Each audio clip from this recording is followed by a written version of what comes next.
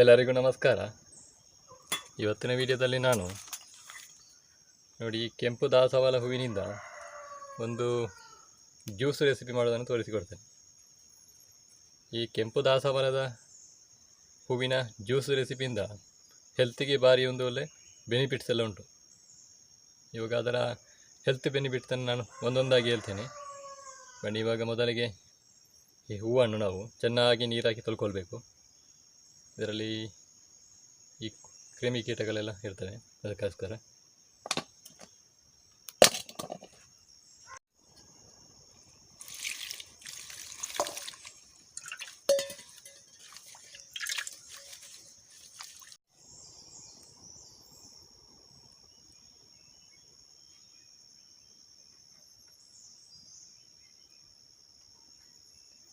ನೋಡಿ. ಇವಾಗ ನಾನು ಒಂದು ಬಾಣಲೆಯನ್ನು ಒಲೆ ಮೇಲೆ ಇಡ್ತಿದ್ದೇನೆ.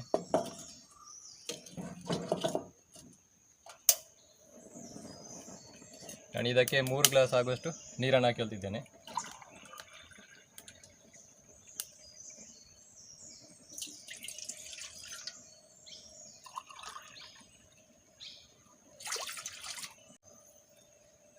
ನಾನು ಇದರಲ್ಲಿ 4 ಟೀ ಸ್ಪೂನ್ ಆಗುವಷ್ಟು ಸಕ್ಕರೆ ತಗೊಂಡಿದ್ದೇನೆ. ನೀವು ನಿಮ್ಮ ಸಿಹಿಗೆ ಅನುಗುಣವಾಗಿ ಸಕ್ಕರೆ ಹಾಕಿಕೊಂಡ್ರೆ ಆಯಿತು. ಈ ಸಕ್ಕರೆಯನ್ನು ಕೂಡ ಇದಕ್ಕೆ ಹಾಕಿ ಅಲ್ವಾ.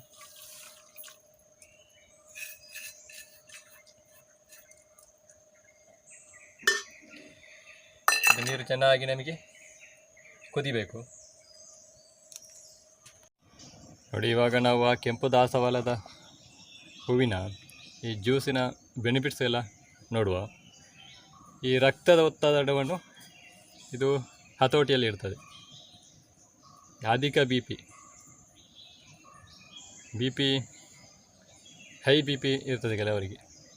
ಆ ಹೈ ಬಿ ಪಿಯನ್ನು ಇದು ನಿಯಂತ್ರಣದಲ್ಲಿ ಇಡಲಿಕ್ಕೆ ಸಹಕಾರಿಯಾಗಿದೆ ಅಂತ ಹೇಳ್ಬೋದು. ಅದೇ ರೀತಿ ಇದರಲ್ಲಿ ಆ್ಯಂಟಿ ಆಕ್ಸಿಡೆಂಟ್ಗಳು ಇರುವುದರಿಂದ ಇದು ಶರೀರದಲ್ಲಿನ ಕೊಬ್ಬನ್ನು ಕರಗಿಸ್ತದೆ. ಆ ಮೂಲಕ ತೂಕವನ್ನು ಕಡಿಮೆ ಮಾಡಲಿಕ್ಕೆ ಇದು ಸಹಕಾರಿಯಾಗಿದೆ ಅಂತ ಹೇಳ್ಬೋದು. ಇನ್ನು ಕರುಳಿನ ಸ್ವಚ್ಛತೆಯಲ್ಲಿ ಕೂಡ ಇದು ಪ್ರಮುಖ ಪಾತ್ರವನ್ನು ವಹಿಸ್ತದೆ. ಈ ದಾಸವಾಳದ ಜ್ಯೂಸಿನ ಸೇವನೆಯಿಂದ ಕರುಳಿನಲ್ಲಿರುವಂಥ ಈ ಕೆಟ್ಟ ಕಲ್ಮಶಗಳನ್ನೆಲ್ಲ ಇದು ಹೊರಹಾಕಿ ಕರುಳನ್ನು ಸ್ವಚ್ಛಗೊಳಿಸ್ತದೆ. ಇನ್ನು ಬೇಸಿಗೆ ಕಾಲದಲ್ಲಿ ಶರೀರದಲ್ಲಿನ ಅಧಿಕ ಉಷ್ಣಾಂಶ, ಶರೀರದಲ್ಲಿ ವಿಪರೀತ ಬೆವರುವುದು ಹಾಗೂ ಶರೀರದಲ್ಲಿ ಅಧಿಕ ಉಷ್ಣಾಂಶ ಎಲ್ಲ ಉಂಟಾಗುವಂಥದ್ದು ಈ ಬೇಸಿಗೆ ಕಾಲದಲ್ಲಿ ಸಾಮಾನ್ಯ. ಆ ಸಂದರ್ಭದಲ್ಲಿ ನಾವು ಈ ಜ್ಯೂಸನ್ನು ಮಾಡಿ ಸೇವಿಸುವುದರಿಂದ ಈ ಉಷ್ಣಾಂಶವನ್ನು ಕೂಡ ಕಡಿಮೆ ಮಾಡ್ಬೋದು. ಇನ್ನು ಈ ದಾಸವಾಳದ ಹೂವಿನ ಜ್ಯೂಸಿನ ಸೇವನೆಯಿಂದ ಇದು ಕೂದಲಿನ ಬೆಳವಣಿಗೆಯನ್ನು ಕೂಡ ಉತ್ತೇಜಿಸ್ತದೆ ಹಾಗೂ ಹೇರ್ ಫಾಲ್ ಆಗೋದು, ಈ ಕೂದಲಿನ ಉದುರುವಿಕೆಯನ್ನು ಕೂಡ ಕಡಿಮೆ ಮಾಡುತ್ತದೆ ಅಂತ ಹೇಳ್ಬೋದು. ಇನ್ನು ಜೀರ್ಣಕ್ರಿಯೆಗೆ ಕೂಡ ಇದು ಸಹಕಾರಿ. ಈ ಗ್ಯಾಸ್ಟ್ರಿಕ್ ಪ್ರಾಬ್ಲಮನ್ನು ಕೂಡ ಇದು ಸ್ವಲ್ಪ ಮಟ್ಟಿಗೆ ಕಡಿಮೆ ಮಾಡುತ್ತೆ ಅಂತ ಹೇಳ್ಬೋದು. ಇನ್ನು ಚರ್ಮದ ರಕ್ಷಣೆ, ಇದರಲ್ಲಿ ಆ್ಯಂಟಿ ಆಕ್ಸಿಡೆಂಟ್ಗಳಿರುವುದರಿಂದ ಇದು ಚರ್ಮಕ್ಕೆ ಒಂದು ಗ್ಲೋವನ್ನು ಕೊಡ್ತದೆ. ಚರ್ಮದಲ್ಲಿನ ಬಿರುಕುಗಳನ್ನು ಮತ್ತು ಸುಕ್ಕುಗಳನ್ನು ಕಡಿಮೆ ಮಾಡ್ತದೆ. ಇದರಲ್ಲಿ ವಿಟಮಿನ್ ಸಿ ಅನ್ನುವಂಥದ್ದು ಅಧಿಕವಾಗಿದ್ದು ಇದು ದೇಹದ ರೋಗ ನಿರೋಧಕ ಶಕ್ತಿಯನ್ನು ಕೂಡ ಹೆಚ್ಚಿಸ್ತದೆ. ಇನ್ನು ಈ ಡಯಾಬಿಟೀಸ್, ಶರೀರದಲ್ಲಿನ ಸಕ್ಕರೆ ಅಂಶವನ್ನು ಇದು ಸ್ವಲ್ಪ ಮಟ್ಟಿಗೆ ನಿಯಂತ್ರಿಸ್ತದೆ. ತುಂಬ ಪ್ರಮಾಣದಲ್ಲಿ ಅಲ್ಲ, ಸ್ವಲ್ಪ ಮಟ್ಟಿಗೆ ನಿಯಂತ್ರಣದಲ್ಲಿ ಇರ್ತದೆ ಅಂತ ಹೇಳ್ಬೋದು.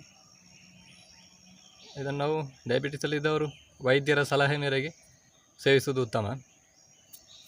ಹಾಗೆ ಅಂತ ಈ ಜ್ಯೂಸನ್ನು ಈಗ ಬಿ ಪಿ ಇದ್ದವರು ಕೂಡ ವಿಪರೀತ ಪ್ರಮಾಣದಲ್ಲಿ ಸೇವಿಸಬಾರ್ದು. ಅದರಿಂದ ಮತ್ತೆ ಬಿ ಪಿ ಲೋ ಆಗ್ತದೆ. ಒಂದು ಲೋಟಕ್ಕಿಂತ ಹೆಚ್ಚು ಸೇವಿಸೋದು ಬೇಡ, ನಿಯಮಿತವಾಗಿ ಸೇವಿಸಿದ್ರು ಕೂಡ. ಹಾಗೆ ಉಳಿದವರಿಗೆ ಅದು ತೊಂದರೆ ಇಲ್ಲ. ಆದರೆ ಅತಿಯಾದರೆ ಅಮೃತ ವಿಷ ಅನ್ನುವಂಥ ರೀತಿಯಲ್ಲಿ ದಿನಕ್ಕೆ 1 ಲೋಟ ಆದಷ್ಟು ಸೇವಿಸಿದರೆ ಸಾಕು.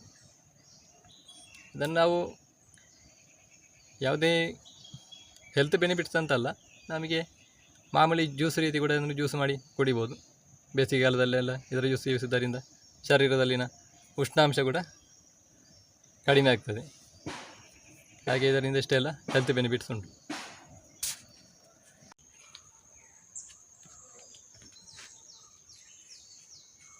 ಈಗ ಸಕ್ಕರೆ ಹಾಕಿದಂಥ ನೀರು ಚೆನ್ನಾಗಿ ಕುದಿದು ತಯಾರಾಗಿದೆ. ಇನ್ನು ನಾನು ಇದನ್ನು ಒಲೆಯಿಂದ ಕೆಳಗಿಳಿಸಿಕೊಳ್ಳುವ. ಇನ್ನು ನೋಡಿ, ನಾವು ಈ ಬಿಸಿ ನೀರಿಗೆ ಈ ದಾಸವಾಳದ ಹೂಗಳನ್ನು ಹಾಕಿಲ್ವ. ನಾನಿಲ್ಲಿ ಒಂದು 6 ದಾಸವಾಳದ ಹೂವನ್ನು ತಗೊಂಡಿದ್ದೇನೆ.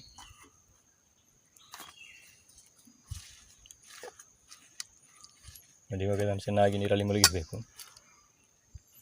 ಇವಾಗ ಇದನ್ನು ನಾವು ಸ್ವಲ್ಪ ಹೊತ್ತು ಮುಚ್ಚಳ ಮುಚ್ಚಿಡಬೇಕು.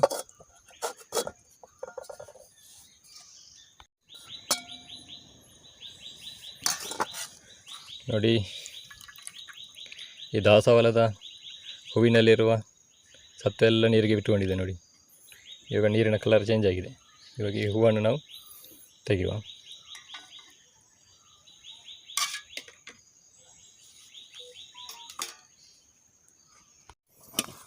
ನೋಡಿ, ಇವಾಗ ಜ್ಯೂಸಿನ ಬಿಸಿಯೆಲ್ಲ ಆರಿದೆ.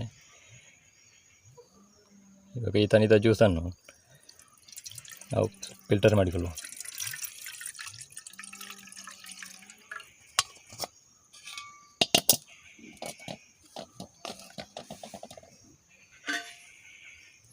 ಇವಾಗ ಇದಕ್ಕೆ ಸ್ವಲ್ಪ ಜಜ್ಜಿದ ಏಲಕ್ಕಿಯನ್ನು ಹಾಕಿದ್ದೇನೆ.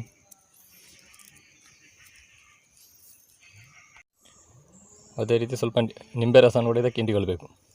ನೋಡಿ, ನಾನು ಇಲ್ಲಿ ಒಂದು ಅರ್ಧ ಲಿಂಬೆ ರಸವನ್ನು ಇದಕ್ಕೆ ಹಿಂಡಿಕೊಳ್ತಿದ್ದೇನೆ.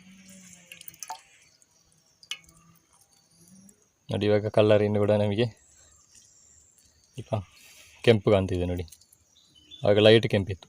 ಈಗ ನಾವು ನಿಂಬೆ ರಸ ಹಾಕಿಕೊಂಡಾಗ ಸ್ವಲ್ಪ ಡಾರ್ಕ್ ಕೆಂಪು ಬಂದಿದೆ.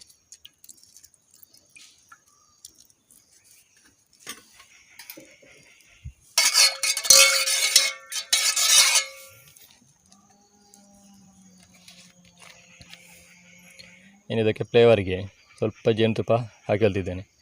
ನೀವಿಲ್ಲಿ ಸಕ್ಕರೆ ಬೇಡ ಅಂತಿದ್ದರೆ ಬೆಲ್ಲದಿಂದ ಮಾಡ್ಬೋದು, ಅಥವಾ ಈ ಸಿಹಿಗೆ ಜೇನುತುಪ್ಪವನ್ನು ಬೇಕಿದ್ದರೆ ಹಾಕಿರ್ಬೋದು. ನಾನಿಲ್ಲಿ ಸ್ವಲ್ಪ ಪ್ರಮಾಣದಲ್ಲಿ ಹಾಕಿಕೊಂಡಿದ್ದೇನೆ.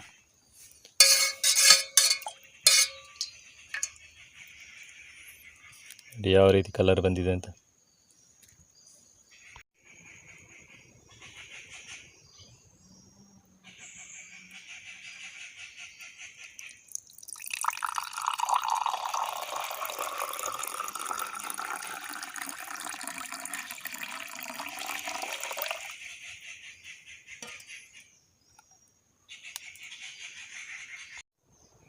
ನೋಡಿ, ನಮ್ಮ ದಾಸವಾಳ ಹೂವಿನ ಜ್ಯೂಸ್ ರೆಸಿಪಿ ತಯಾರಾಗಿದೆ. ಇವಾಗ ಟೇಸ್ಟ್ ನೋಡುವ.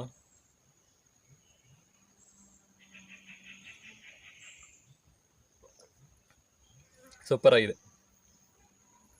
ಈ ನಿಂಬೆ ರಸ, ಏಲಕ್ಕಿ ಹಾಗೂ ಸಕ್ಕರೆ ಹಾಗೆ ದಾಸವಾಳದ ಹೂವಿನ ಒಂದು ಫ್ಲೇವರ್ ಸೇರಿ ಭಾರಿ ಒಂದು ಟೇಸ್ಟಾಗಿ ಬಂದಿದೆ.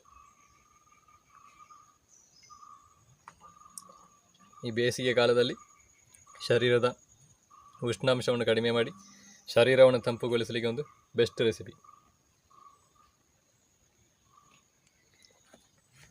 ಹಾಗೆ ಇವತ್ತಿನ ಈ ವಿಡಿಯೋ ಇಷ್ಟ ಆಗಿದ್ದರೆ ವಿಡಿಯೋಗೆ ಒಂದು ಲೈಕ್ ಮಾಡಿ, ಶೇರ್ ಮಾಡಿ, ಕಮೆಂಟ್ ಮಾಡಿ. ಇದೇ ರೀತಿ ಇಂಟ್ರೆಸ್ಟಿಂಗ್ ವಿಡಿಯೋದೊಂದಿಗೆ ನಿಮ್ಮ ಮುಂದೆ ಸದಾ ಬರ್ತಾ ಇರ್ತೇನೆ. ಇವತ್ತಿನ ವಿಡಿಯೋವನ್ನು ಇಲ್ಲಿಗೆ ಕೊನೆಗೊಳಿಸ್ತಿದ್ದೇನೆ. ಮುಂದಿನ ವಿಡಿಯೋದಲ್ಲಿ ನಿಮ್ಮೆಲ್ಲರನ್ನು ಭೇಟಿ ಮಾಡ್ತೇನೆ. ಅಲ್ಲಿಯವರೆಗೆ ಎಲ್ಲರಿಗೂ ನಮಸ್ಕಾರ.